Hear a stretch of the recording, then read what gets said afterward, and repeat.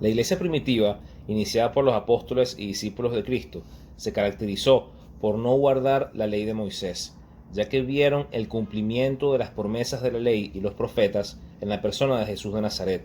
Por esta razón, los judíos, seguidores de Moisés, se convirtieron en el primer enemigo de la iglesia en su nacimiento. ¿Por qué la iglesia cristiana querría volver a un yugo del cual Jesús nos libertó? Como dijo el apóstol Pedro en el concilio de Jerusalén, Hechos 15, versículos 10 al 11. Ahora pues, ¿por qué tentáis a Dios poniendo sobre la cerviz de los discípulos un yugo que ni nuestros padres ni nosotros hemos podido llevar? Antes creemos que por la gracia del Señor Jesús seremos salvos, de igual modo que ellos. Y el apóstol Pablo, en Gálatas 5, versículo 1, Estad pues firmes en la libertad con que Cristo nos hizo libres, y no estéis otra vez sujetos al yugo de esclavitud. Si el cumplimiento de la ley era visto por la iglesia como un yugo, ¿cuál fue el propósito de la ley de Moisés y qué relevancia tenía el cumplimiento de esta ley dentro de la iglesia primitiva? El apóstol Pablo, en su epístola a los Gálatas, capítulo 3, versículos 19 al 29, le explica a la iglesia por qué el Padre dio en el Sinaí estos estatutos a Moisés.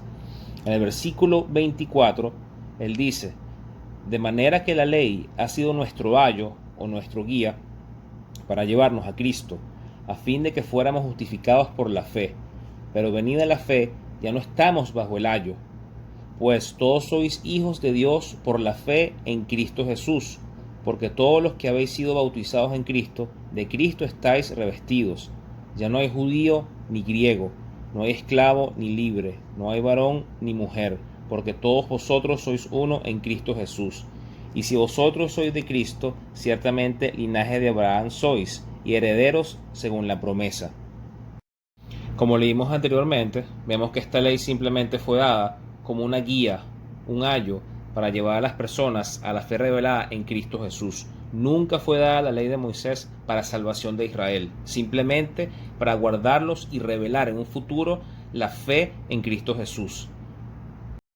Como el apóstol Pablo, cuando va a predicar a Antioquía, en Hechos 13, versículos 38 y 39, dice: Sabed pues esto, varones hermanos, que por medio de él se os anuncia perdón de pecados, y que de todo aquello de que por la ley de Moisés no pudisteis ser justificados, en él es justificado todo aquel que cree.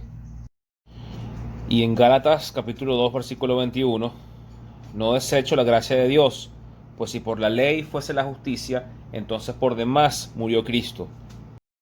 Igualmente en el libro de Hebreos capítulo 10 versículo 1, porque la ley, teniendo la sombra de los bienes venideros, no la imagen misma de las cosas, nunca puede, por los mismos sacrificios que se ofrecen continuamente cada año, hacer perfectos a los que se acercan. Versículo 14, porque con una sola ofrenda hizo perfectos para siempre a los santificados, refiriéndose al Señor Jesucristo. Y si la ley no salva ni justifica, ¿será necesario que el cristiano siga practicando las antiguas ordenanzas dadas a Moisés? De ninguna manera. Estamos bajo un nuevo pacto, bajo un nuevo Moisés y bajo una nueva ley. El nuevo Moisés es nuestro Señor Jesucristo, la nueva ley es la ley de Cristo y el nuevo pacto es el pacto eterno que nunca podrá ser quebrantado. Y como vamos a leer en 2 Corintios capítulo 3 versículos del 9 al 13, porque si el ministerio de condenación fue con gloria, mucho más abundará en gloria el ministerio de justificación, porque aún en lo que fue glorioso, no es glorioso en este respecto, en comparación con la gloria más eminente, porque si con lo que perece tuvo gloria, mucho más glorioso será lo que permanece. Así que teniendo tal esperanza, usamos de mucha franqueza, y no como Moisés, que ponía un velo sobre su rostro, para que los hijos de Israel no fijaran la vista en el fin de aquello que había de ser abolido. Esta palabra abolido significa eliminado, algo que iba a pasar, algo que iba a desaparecer. Y esto es confirmado en la epístola de los Hebreos, capítulo 8, versículo 13. Al decir nuevo pacto, ha dado por viejo el primero, y lo que se da por viejo y se envejece está próximo a desaparecer. Y para que ya no nos quede ningún tipo de duda, el mismo apóstol Pablo está confirmando que ya no está sujeto a la ley mosaica.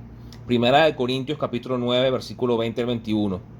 Me he hecho a los judíos como judío, para ganar a los judíos, a los que están sujetos a la ley, aunque yo no esté sujeto a la ley, como sujeto a la ley, para ganar a los que están sujetos a la ley, a los que están sin ley, como si yo estuviera sin ley, no estando yo sin ley de Dios, sino bajo la ley de Cristo, para ganar a los que están sin ley. Este término de la ley de Cristo es muy importante que lo tengamos claro, porque así como Moisés en el Sinaí, Dios le dio las tablas de la ley, ahora nuestro Señor Jesucristo, que es la ley viviente, nos ha entregado su ley, y bajo esta ley es donde la iglesia debe regirse, no bajo la ley antigua de condenación de Moisés, sino bajo la ley gloriosa de Cristo.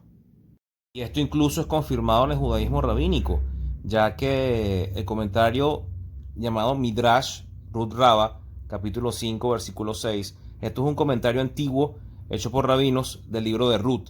Dice lo siguiente: leo capítulo 5, versículo 6, que así como fue el primer redentor, así será el segundo redentor. El primer redentor se refiere a Moisés, y el segundo redentor en el contexto del versículo 6 es el rey Mesías. Otro comentario rabínico antiguo del Midrash de Kohelet Rabba. Kohelet es el libro de Eclesiastés, capítulo 11, versículo 8. Dice los rabinos: la Torá que estudiamos en este mundo no es nada en comparación a la Torá que dará el Mesías. Y esta última opinión de otro Midrash antiguo sobre el profeta Isaías, el Yalkut Shimoni, en Nag, en 429.1, es sobre el profeta Isaías, dice: el Eterno expondrá una nueva Torá y será dada por el Mesías. Y así coincide las enseñanzas de los rabinos con los Midrash, con sus comentarios antiguos, con Pablo y la ley de Mesías, como dice Pablo en Gálatas 6, versículo 2, sobrellevad los unos las cargas de los otros y cumplid así la ley de Cristo. Y esta nueva ley que nos dio nuestro Señor, lo podemos leer en Juan capítulo 13, 34, 35. Un mandamiento nuevo os doy, que os améis unos a otros, como yo los he amado, que también os améis unos a otros. En esto conocerán todos que sois mis discípulos, si tuviereis amor los unos con los otros. Y así vemos como todo el antiguo pacto, la ley y los profetas, se cumplen en su totalidad con la nueva ley del Mesías bajo el amor. Como Pablo en Romanos 13, de 8 al 10 dice: no debáis nada a nadie, sino el amaros unos a otros, porque el que ama al prójimo ha cumplido la ley.